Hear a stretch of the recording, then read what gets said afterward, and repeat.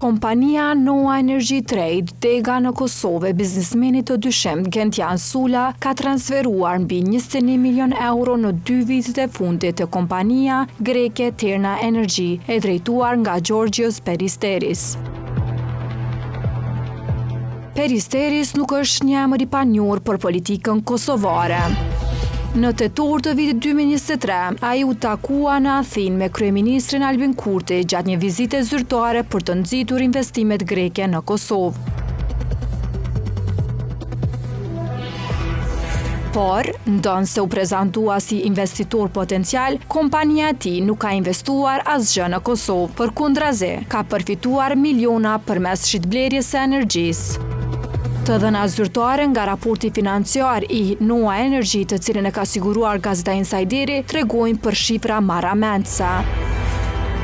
Në vitin 2023, kompania pagoi 6.750.000 euro për zyrën e Terna Energy në Athinë. Po atë vit, 5.250.000 euro ju transferuan degës së saj në Shkup, ndërsa në 2024 pagesa për degën në Shkup arriti në 9.693.000 euro. Transferi total kap shifrën mbi 21 milion euro, është realizuar përmes kontratave me Kets dhe Keskon, të cilat i kanë siguruar kompanisë Noa Energy pozita të favorshme në tregun energjisë në Kosovë. Në vetëm 3 vite, kjo kompani ka qarkulluar mbi 260 milion euro. Në dokumentet financiare përmendet bashkëpunimi i Noa Energy me kompaninë Terna Energy Trading, që është dega në Maqedoninë e Veriut e firmës greke.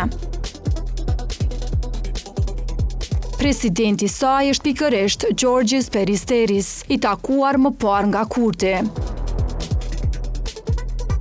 Por kjo nuk është lidhja vetme e dyshemt e biznesmenit Gentian Sula. Kompania e tij përmendet edhe për lidhje të afërta me rrjetin e kompanive të Vuk Hamović, një emër i njohur si kriminal rajonal i tregtisë së Rrymës.